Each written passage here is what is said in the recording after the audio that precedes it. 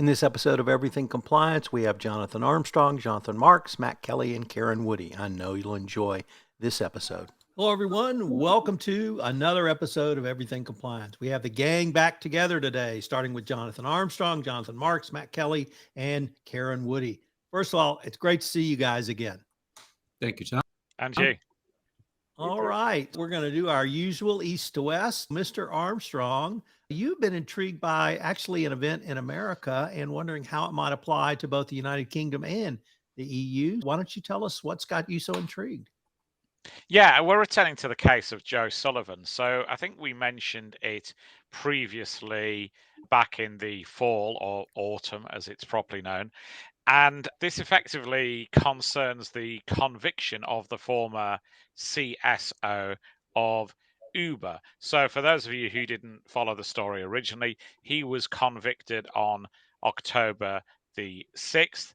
He was, as I've said, at Uber. They had a ransomware event in 2016 and they paid the threat actors $100,000 and they effectively masked the fact that it was a ransomware payment by paying it out of the bug bounty fund. So a fund that had been pre-authorized for people to tell them of faults in their code, etc.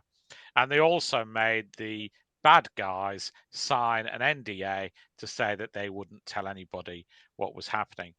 Now, by the way, I just mentioned in passing that things like that are standard demands from threat actors these days. We've had some fascinating documents released, for example, of a approach to Royal Mail after they were attacked via ransomware, where the threat actors even offer a package of things, including computing what the GDPR fine would be so that they can prove that they're offering good value, and offering an audit report for the organization to show where the security liabilities lay that were exploited. So my point being, it's not just a one-way street. Sometimes threat actors themselves are suggesting things like written agreements or audit reports in that slightly bizarre world of threat actors trying to show that they're somehow good guys.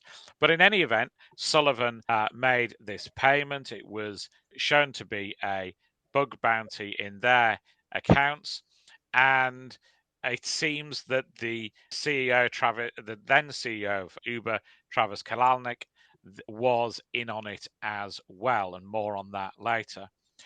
And what then happened is the Uber were talking to the US authorities over their security stance. Sullivan didn't tell the US authorities that they'd already made a payment. He did tell the new management when they came in after Travis left the organization, and they dismissed him in 2017. In 2020, he was charged, and as I've said, he's subsequently convicted for obstruction of justice and misprision of a felony. Now, he was sentenced earlier this month, and first of all, I thought I'd discuss briefly the sentence and some lessons from that, and then just general lessons for compliance officers, because I think this isn't just a CISO thing. It isn't just a CSO thing. It isn't a CIO thing. I think that in many cases, chief compliance officers, people who interact with any form of authority could potentially find themselves on the wrong end of the same type of action. And the penalty, I think, for Sullivan is probably somewhat lenient. He was sentenced to 3 years probation and a fine of $50,000. By the way, he's appealing, it seems, both his conviction and his sentence. But the interesting thing here is that the judge said that this was definitely a one-off, and that if he saw similar cases, people could expect jail time. Sullivan had got 186 letters of support from people saying that he was an outstanding pillar of the community. He now works, I understand, full time on Ukrainian relief efforts, and all of his good works, including his time in public service, were factored into that somewhat lenient sentence. But the judge said, if I had a similar case tomorrow, even if the character is that of Pope Francis, they shall expect custody. He also said that he was somewhat surprised not to see Travis Kalanick in court, and said that he thought that he was at least as culpable as Sullivan was. And we've had both the DOJ and the FTC talking tough as a result and focusing on liability for individuals. Now, we've seen that over in Europe as well. Regulators tend to think that sometimes corporations don't take things seriously if you just fine them, because they regard that as a cost of doing business. And increasingly, regulators are trying to get that connection with an individual. It's happened in tech worlds for many years. Some people remember the chief privacy officer of Google, for example, being faced with criminal consequences in Italy. It's still happening. There are some cases brewing at the moment. And as I've said, individuals from top to middle are definitely liable to this type of action against them. And so, what can what can compliance officers do to cover their own back, if you like? I've thought of 6 things. Maybe people will think of others. Obviously, due diligence. If you're going into a new role, then do your due diligence. That's going to involve things like background checks on your prospective employer. You don't want to find out something on day 1 or day 10 of your job that you could have known by doing your research ahead of time. Secondly, I think you have to negotiate hard on your own contract. That has to include things like the right to knock on doors and open closets to see if there's anything nasty in it. And then we've talked before about things like noisy withdrawal or silent withdrawal, but the right to get out if there's something there that you don't like. Thirdly, I think look at D&O insurance. Obviously, for criminal acts, that's going to be not the perfect solution. But I think you do, if you are going to be treated as a executive or part of the controlling mind or whatever in a corporation, then you, sure as eggs are eggs, want to be insured and want to have the same protections as the CEO if you're potentially going to stand alongside him or instead of him in the dock. And then I think the other 3 things I'd say are the 3 R's really. Rehearse. Any type of event is inevitable. Ransomware for most corporations is inevitable. Rehearse your reaction, rehearse your response. Make sure that you're resourced appropriately. So, too often, I think compliance officers are given big briefs and big tasks and then told they can have 2 or 3 relatively junior people to help them. That's not going to be enough for any corporation of substance. And you potentially might need the help of external advisors here as well. That's one of the things that comes up from the Sullivan case, that Sullivan, I think, didn't feel or didn't have the resources to check with other people to do a sense check. And there was evidence that effectively, because he was a lawyer, even though he wasn't performing the function of a lawyer, he was, if you like, under-lawyered himself, in that he didn't get the resource he needed, it was alleged, from the company's legal team, because he was regarded as having an equivalent qualification. But we have a saying over here: the lawyer who represents himself has a fool for a client. And I think that's certainly the case with compliance officers as well. Even if you are a lawyer, then you sometimes need that extra check and balance and a sense check from somebody else. And then my third R is remuneration. And this might be that I'm not going to say what you think I'm going to say.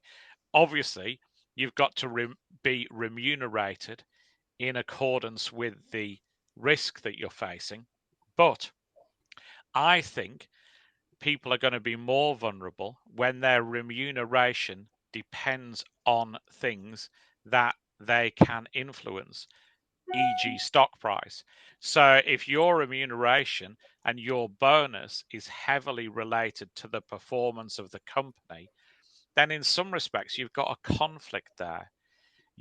In Sullivan's case, it might be in his interests to bury bad news because he might have stock options which would sink if the news got out. And so you've got to look carefully at your remuneration when you're going to a job like this. I think authorities are going to be more critical of you when you've buried something or not taken steps to make public something you've gained as a result. We're getting close, of course, to Martha Stewart type territory, aren't we? But I think you just need to be careful about exactly how you're getting paid for the hard work that you're doing. Matt, you had a comment, I think. Yeah, Matt. Now, first of all, I have to ask, does your comment relate to the swimsuit issue? Mine does not, no. Okay. Jonathan, I would just wanted to say, I do not have much sympathy for Mr. Sullivan here for a couple of different reasons. The facts around this case are not flattering to him. For example, this was a ransom payment, and then he told the company, cover that up, bill it as a bug bounty where you might pay somebody who, through their own benevolent interest, tells the software company, we found a flaw in your software, you should fix it. And then they'll say, thanks for the tip, here's a certain amount of money. That's what a bug bounty program is. This was not that. This was a ransomware payment. And then Sullivan turned around and said, cover that up. That's a books and records violation, full stop. And if somebody in the FCPA world proposed something like that, we'd laugh them out of the room. So in a lot of ways, I see this why a lot of compliance officers and CISOs are anxious about Sullivan's case, but he is not a good protagonist for the story they're looking to tell here, that they're being unfairly punished. I don't know that he wasn't unfairly punished. And never mind the fact that he's not going to jail. He didn't get actual prison time. But I am also curious, Jonathan, maybe if you could unpack a little bit more about the misprison offense, where I do think compliance officers have to worry about that, because misprison is you are not confessing to a felony that you are aware of, that you're not involved in. You don't have any criminal liability here, but you know that a felony is happening and you're keeping your mouth shut. I could easily see compliance officers on the wrong end of situations like that, where you know about an FCPA violation, or you know about some sort of collusion or procurement fraud, and the CEO tells you, shut up, don't tell anyone about this. Is that going to be misprison now? Are we going to be faced with that sort of a risk? It was enacted during the Washington administration in the 1700s. A little bit odd that we're using it now for a ransomware issue, but here we are. So I do think there's a lot for compliance officers to think about here. I just think Sullivan in particular, dude, cry me a river for what you did, and that's that. I think there are some interesting bits about that, aren't there? And I think one of the things that's a running theme of this case is it is alleged he went and told the CEO. I think one of the 186 letters is from the former CEO. And part of you thinks he would write that letter, wouldn't he? I think the difficulty for compliance officers is quite often in things like this, they won't be the lead actor, if you like.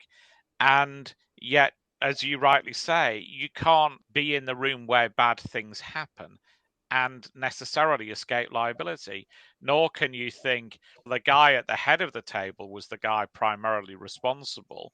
And yet, if the prosecutors choose to go against everybody else and not him, you can't really say he was more culpable, therefore I'm not guilty at all. So I think that's one issue for compliance officers for certain, that sometimes they might not be the primary actor, but could still be in difficulty if they see something and don't say something. And I think the other thing maybe to consider is, in ransomware terms, 2016 is the time of the Roman Empire. In terms of it is so distant. Now, of course, ransomware is very different. Many of the ransomware threat gangs are sanctioned, some of the ways in which they move payments are also sanctioned. And it's an even more dangerous world, I think, if you're paying ransoms now than it was in 2016, not only because of this prosecution, but also because of the very real risk that you might violate sanctions rules as well.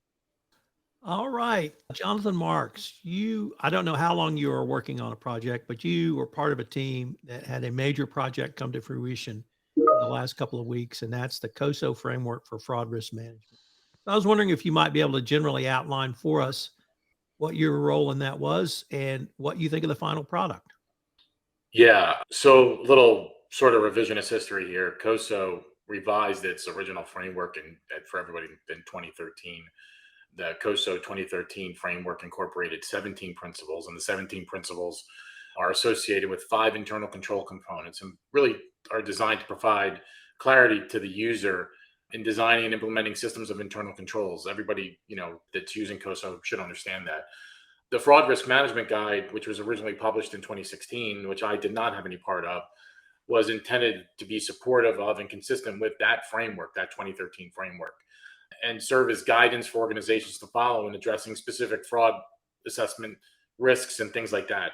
However, as we all know, fraud is not static. And according to COSO and the ACFE, we went through this update process and they reached out to me and asked me for my input. I was happy to go through the 2016 guide and all of the materials that I've had subsequent to that and provide my input there.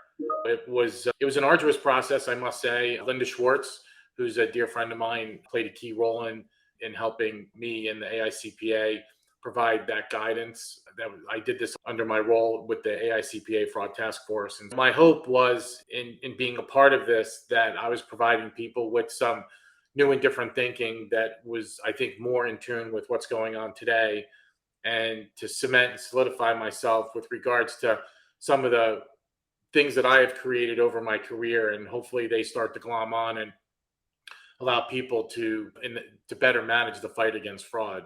That was really my role. I was shocked and somewhat pleased with regards to how much of that material actually did get included.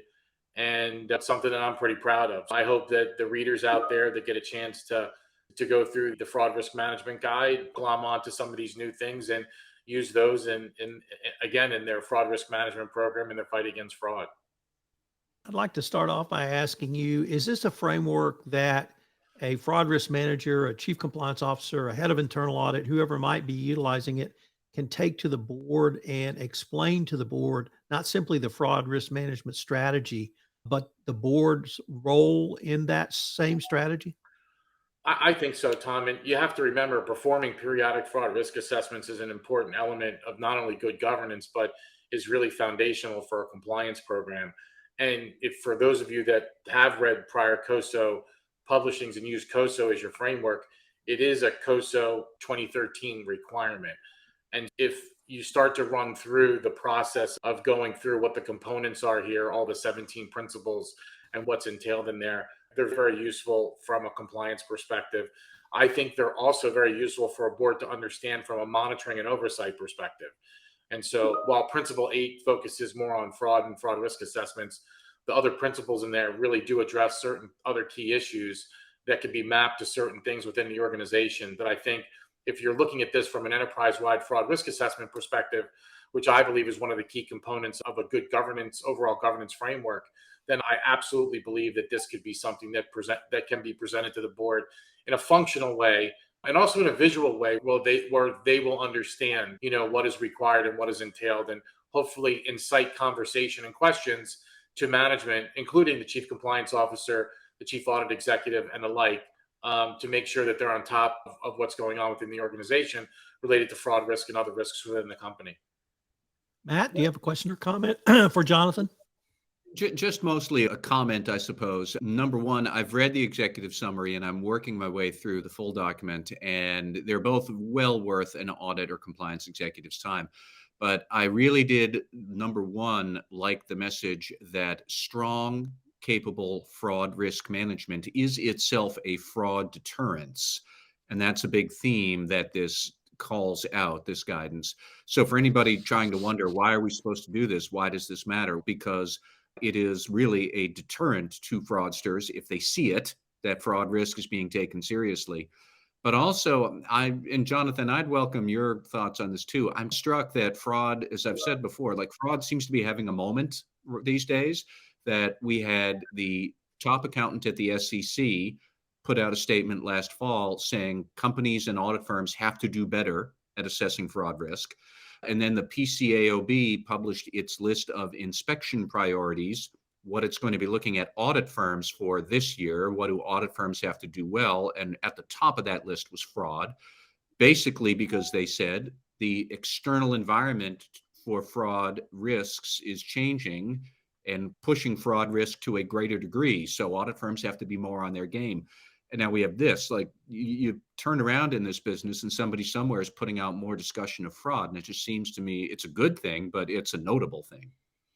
Yeah, I agree with you. And I think a lot of that has to do with maybe the pandemic and the level of skepticism that is applied to certain engagements. I think that has a big part of it. It plays a big role here.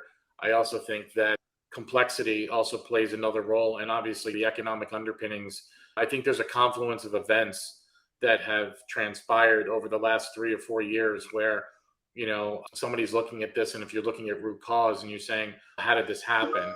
Controls aren't being designed effectively to deter or detect or prevent fraud. I think that's another key theme here. That's that underlying theme. But when you look at organizations, we've been facing this for a long time. You try to get an organization to update or even do a fraud risk assessment or understand what fraud risk management is. And sometimes it's like literally pulling molars out of your mouth.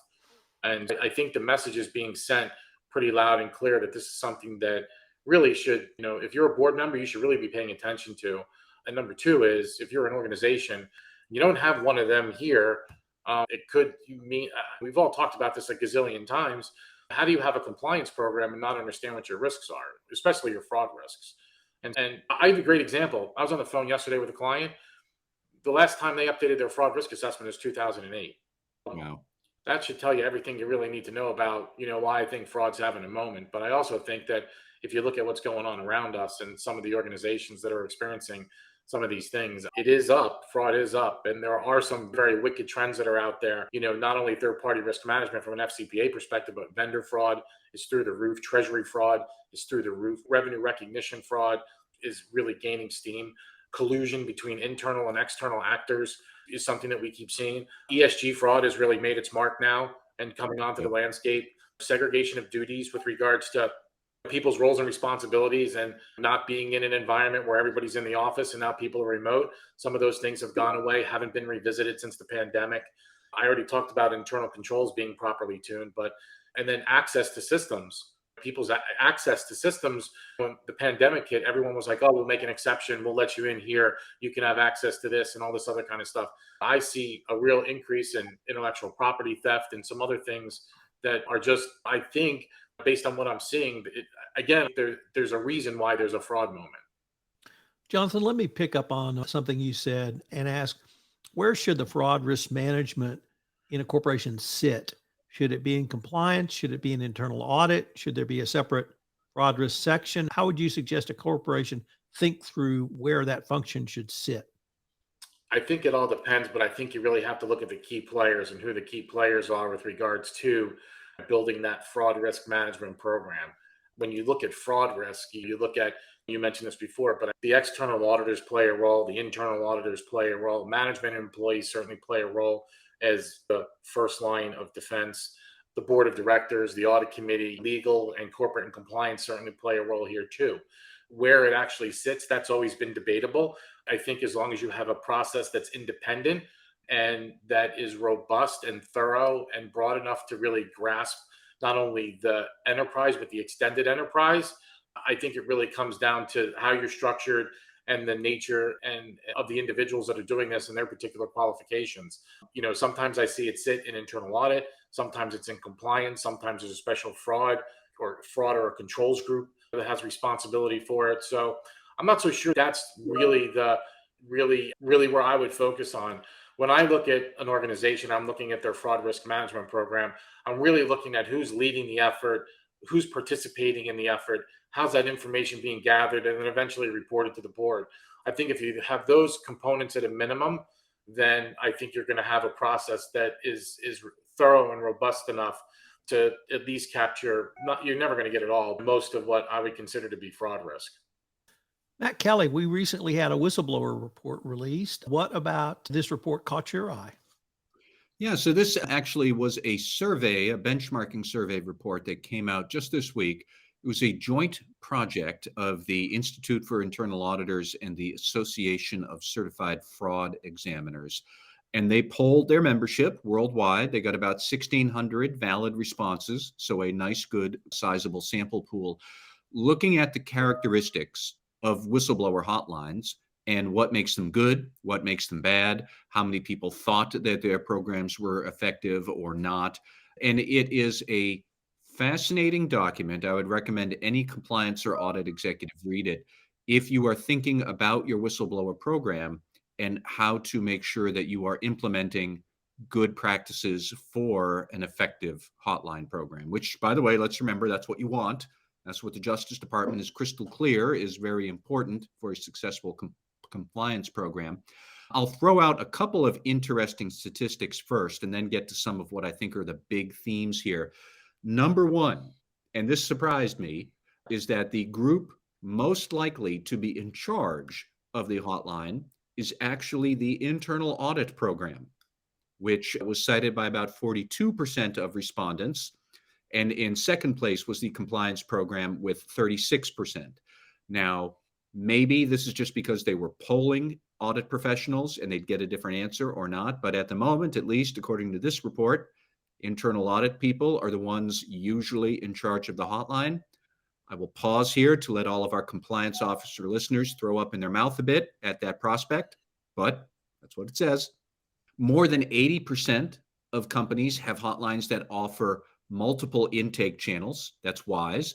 28% of them offer 4 or more intake channels, which I'm not even sure I can count more than about 4 or 5, but there were some who offered as many as 7 intake channels, which I guess would be phone and web and text message and carrier pigeon and maybe a few others. Only 16% said their hotlines were not very effective. That's good news compared to more than, I think, 75 or so who said it was at least moderately effective, if not excellent. That's great. But here's the other thing that I thought about that really struck out to me. The big themes here are that if you want a program that is rated highly effective, that seems to correlate with the amount of trust that people put in your hotline and the accessibility of it. Now, I know that might be a bit self-evident when you think about it, but I think then the next question for compliance officers would be, okay, if we need to have a trustworthy hotline, if we need to have an accessible hotline, what does that actually mean? What are the structures that we have to put in place at our program to get that? And you can see some of it in this report. So, for example, if your company allows an external party to manage the hotline, then you are much more likely to be rated as a highly effective program.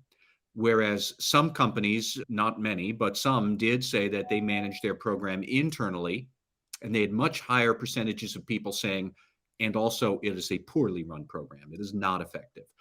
That makes sense. If you know as an employee that you're going to use the hotline, but a fellow employee, maybe a manager, is going to get my hotline tip, I don't know that I like that. Maybe they're going to use that to retaliate against me. Maybe they're going to figure out who I am. So that degree of impartiality by outsourcing the hotline, that increases the trustworthiness that somebody somewhere will take it seriously. It correlates to a more effective program. Anonymous reporting. There are at least some companies out there that still don't allow anonymous reporting. It's not many, and they're usually not North American companies, but they're out there. And that correlates to a weaker program more often. But it's things like that. It's, do you have clear policies about confidentiality? Do you have clear policies about anti-retaliation? Does the CEO get up and say that we have a zero tolerance policy for retaliation? And every time the answer was yes, then also those respondents said, and our program is highly effective. Those numbers were much, much higher. And then much the same around accessibility. The more mechanisms you had, the more often you were going to rate your program as highly effective. And that was a clear linear correlation. You had 3 mechanisms, you were more likely to be better effective than only one mechanism to report. But if you had the 7 mechanisms, you were more likely to say it was a good program than the people offering only 3 or 4. It just kept on going up and up. And also, if the hotline program is available 24 hours a day, points back to outsourcing it. Does it field reports in multiple languages? 49% of respondents actually said no, they don't. They only can take whistleblower reports in one language. I'm not sure who those people are, but again, I suspect that they are in immature markets such as Africa or Latin America, because I think the Justice Department would have a serious conversation with a Western company that only had one language for a hotline. But there's an awful lot in there that lets you get a good sense of what your hotline program should be doing so that it is more likely to be highly effective, what correlates to a bad practice. And it's just a good, useful document. I would recommend to anybody track it down. It is available for free from the IIA or the ACFE. And there's a lot of good knowledge in there that you could put to use to improve your hotline operations. Any questions or comments for Matt? All right. Karen Woody, welcome back, first of all. Great to see you with the gang. What has caught your interest recently? Unsurprising to many, it's insider trading again. By the way, I'm thrilled to be back with the gang. I should start with that. This is fun. It's always a great time. Okay, today I'm going to talk a little bit about insider trading, but insider trading in the crypto space, which has made headlines of late. So the first case I want to talk about involves Nathaniel Chastain, who was just he was just convicted by a jury on May 3rd. So just in the last couple of weeks. And what did Nathaniel do? What he did was to trade or essentially front run NFTs, so non-fungible tokens. These are essentially works of art that are traded on a blockchain. So they're crypto-ish. I guess they are. They're in this sort of that space. Obviously have not been determined to be a security, but they're a thing of value. And so what Nathaniel did is he worked for a company called OpenSea. He was the product manager there. And what OpenSea would do is that they would highlight certain NFTs, so these certain works of art. Truly think of the gorilla, the ape, whatever, that kind of thing. There's certain NFTs that particular website would promote or highlight. And Nathaniel knew in advance which ones his employer or the website would be featuring on their homepage. And of course, when they're featured these certain works of art, the value jumps. So he front runs that by buying those, knowing which ones would be highlighted by the website, and then turned a profit. I think all told, he made about $57,000 on this, which is actually another interesting wrinkle in this case, because one of his arguments here is that he didn't actually make any money because all of this is just in the ether. So there's no actual dollars changing hands. So that's one of his arguments in defense. So this is dinged as insider trading. There are a few big questions that arise here. Is this insider trading at all? And then the other big question is there aren't securities here. This is not, this has never been determined to be any trade in securities, which was certainly one of his defenses as well. The way that the government gets around that security problem is that they simply charge wire fraud. So rather than charging this as a 10b5, which usually we see for insider trading, that's the most likely charge that you'd see. Instead, they just skirt that entirely and charge simply a wire fraud charge. Through the use of mailer wires, you have a scheme or artifice to defraud someone. So that's it. Nathaniel eventually also gets dinged for money laundering as well here. Again, his argument is this isn't money. So it's an interesting situation where we see what is clearly an attempt to regulate insider trading, but without using the insider trading statute. And this isn't the first time we've seen this. Recently, in fact, he was just sentenced, I think this week. We saw this with the Coinbase guy. I think his name is Ishan Wahi. He's a former product manager at Coinbase, as I mentioned.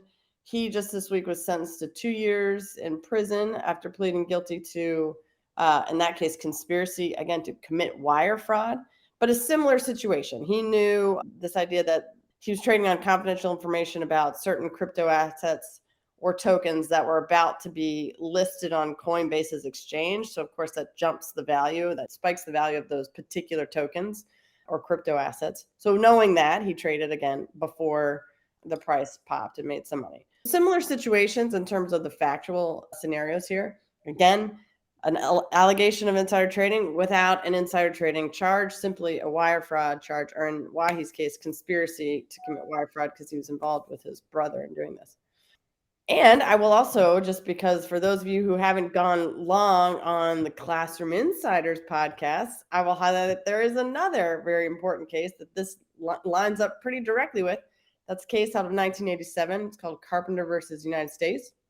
This is the first case where we see this sort of new attempt to create a new theory of insider trading through what's called misappropriation theory. So rather than trading in your own company's securities, you're breaching a duty to the source of the information. So a new idea. But in that case, it was pretty similar. What was happening in Carpenter was some people who worked at the Wall Street Journal knew what the journal would publish the next day in this herd on the street column, which was analyst takes and other certain information that affected the market. And so simply trading on that information, because they knew before the journal went to press on those particular companies, they were able to make money on sales of those companies. So that was totally novel and crazy in 1987 when that case came out, because that wasn't really insider trading. What company are we getting inside information from? This is information that's owned by the Wall Street Journal. And that became really the crux of that case. Interestingly, in that case, Judge Justice Powell had retired. So it was an 8-person court at the time. And there was a 4-4 split on insider trading, but an 8-0 holding on wire fraud. So it's the same situation, which is the government running into a wall about being able to prove this under 10b-5. And if you're interested, I have a long article about how much 10b-5 is actually harder to prove than some of these other ones, mail and wire. And not only that, they also are not charging securities fraud, which is the sister provision to mail and wire. It's the exact same language about what's prohibited, but involves a security.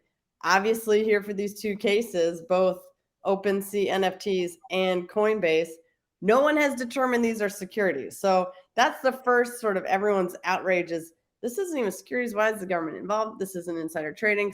None of this is all the Wild West of all this crypto land. But I think we still are going back to basics here, back to wire fraud, which has been called by certain justices and academics the Stradivarius or the Colt 45 of prosecutors, because they can always prove it. They can always use it.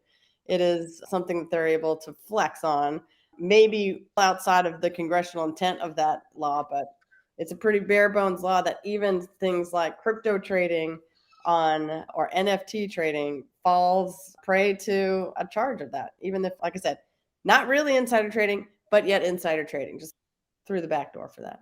So that I think is fascinating and interesting. Insider trading is a mess, and it still has always been a mess and will continue to be a mess.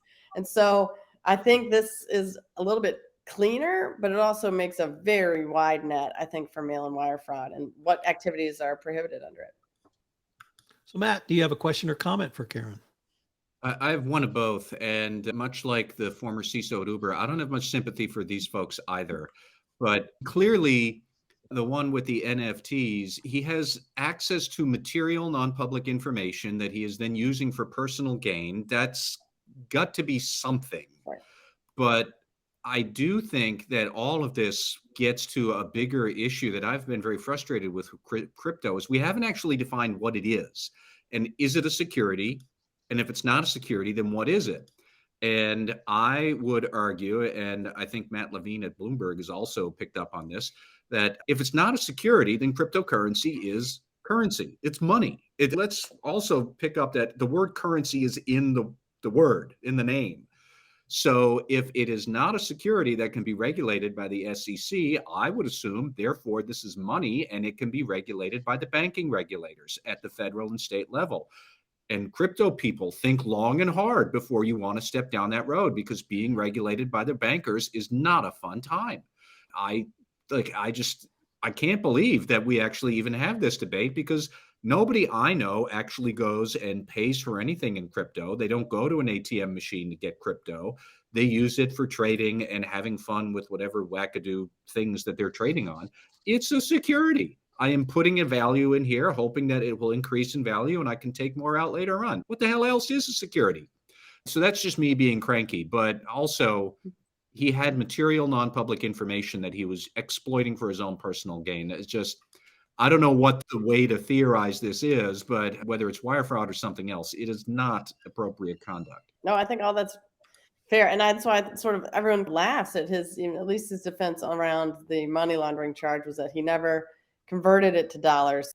What Then it's a security. Gain. Exactly. So you're right. I take your point up. You got to pick one poison or the other. But so it needs to be regulated. I do think it's interesting that we still are referring back to a nearly 100-year-old case of Howie to determine if that is what we decide as a security, which I think still applies. But it's just interesting that with this completely newfangled technology, we're still looking at a 1946 case about, do we think this is an investment upon which I think I will see some return at the efforts of others?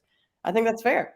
Yeah, it's an interesting space to be in. And I think, even the crypto regulator, crypto people in crypto now are begging for some clarification, but we'll see what happens. Mr. Armstrong, do you have a question or comment? Yeah, I think the OneCoin convictions are similar as well, other than Riva Ignasheva, who they still haven't caught up with. And I suppose what all of this illustrates is there's some good old-fashioned shills disguised as technology offerings. OneCoin, the blockchain, ended up being an Excel spreadsheet on her brother's laptop, I think. And it's whatever the modern words for caveat emptor, Right. isn't it? All right, ladies and gentlemen, we are off to fan favorites of shout outs and rants. We'll keep the same order. I will get to bat fifth after Ms. Woody. Mr. Armstrong, do you have a shout out and or rant for us today? Yeah, it'll surprise you all to know, probably because of my opinions on the current administration and Boris Johnson and Theresa May, that I was somehow omitted from the coronation guest list. But I did walk around the Mall the day before, and I just wanted to shout out to all the people who kept us safe and secure during that event. It was a veritable League of Nations. I saw a lot of American people camping out on the Mall the day before. There were 29,000 police, not only on the day of the coronation, but the day ahead of time, lining the route. I did get away from Prince William, so at least not everybody had forgotten about me. But just a splendid event, and particular shout out to all those working behind the scenes to keep the event safe and secure. Mr. Marks? You're going to think I'm crazy, and that's probably true, which that's fine. But my shout out is actually a little odd this week. It goes to Bluebell Ice Cream. This will be good. And they came out with a new ice cream flavor, which is Bluebell ice cream and Dr. Pepper for a float flavored ice cream. So big, huge shout out to Bluebell. I bet you that's not what you thought I was going to say, but Matt Kelly. I'm still stuck on the food scientist who tried to figure out a float flavored ice cream instead of just making an actual float. Although with Dr. Pepper, that does sound kind of gross, but whatever. I'm going to keep up with the good vibes and also have a shout out this time around. I wanted to note the passing of a great American, Newton Minow, who died the other week at age 97. Who was the chairman of the Federal Communications Commission back in the early 1960s. And he was the one who famously coined the phrase that TV was a vast wasteland. And he said that in 1961. It is now even vaster, and a lot of it is even more wasted. But he was the prescient one to come up with that phrase back then. Aside from that, I did know that he was instrumental in trying to get public broadcasting off the ground and was a big early supporter of shows like Sesame Street. I did not know he was also a big supporter of the Voice of America and other international outreach shows during the Cold War. I did not know he was a big supporter of satellite communications for television around the world, and yet he was. And then on a personal note, he raised 3 great children, one of whom is the now former head dean of Harvard Law. Another one is Nell Minow, who is a corporate governance enthusiast and expert extraordinaire in her own right. And then also, just to add to the charm of it all, Newton Minow was married to his wife for, I think, more than 70 years. And at one point, his daughter, Nell Minow, she posted a photo of both of them, I think well into their 90s, still looking sharp and still looking delighted to be next to each other. Anyway, so now he has finally passed on at age 97, but he was a life well lived and a great model for the rest of us. So farewell to Newton Minow. Karen Woody. All right. I am going to keep up with my usual, which is going to be some pop culture. I will say I almost gave a shout out to national parks because I spent early half of this week in Glacier National Park, which was stunning. But I still have to come back to what I know best, which is some pop culture. And I can't say enough. This is the strongest Woody endorsement I could make, more even than Ted Lasso, which, as we know, I think, the kingmaker on that. But this new show, Jury Duty, on Amazon is the funniest. I think there's half-hour episodes, and they're only 8 or so. It is the funniest show I've ever seen. The premise is the guys who started The Office thought, wouldn't it be funny if only one of these people was real and the rest were actors? That's the premise of the show. Everyone on the show is an actor in the jury box except for one guy. So he just thinks this is wild and how jury duty usually goes. And it's not that far off, but it is one of the most hysterical shows I've seen. And it's also very feel good. You have some hope for humanity after watching someone put up with some wild stuff in the course of being a juror. So highly recommend. I'm going to continue the good vibes, and I'm going to shout out to Mike Shannon. You probably don't know who Mike Shannon is, so let me tell you. Mike Shannon was an outfielder for the St. Louis Cardinals, came up in 1959, and played until 1970. He was on 3 World Series teams, hit home runs in each of the World Series the Cardinals were in the 60s. He got sick in 1970, and that sickness ended his baseball career. But he went into the broadcasting realm for the Cardinals. And for over 50 years, he was a radio broadcaster for the St. Louis Cardinals. So that's almost 60 years with one team. Pretty unheard of these days. But here's the real reason I want to shout out to Mike Shannon.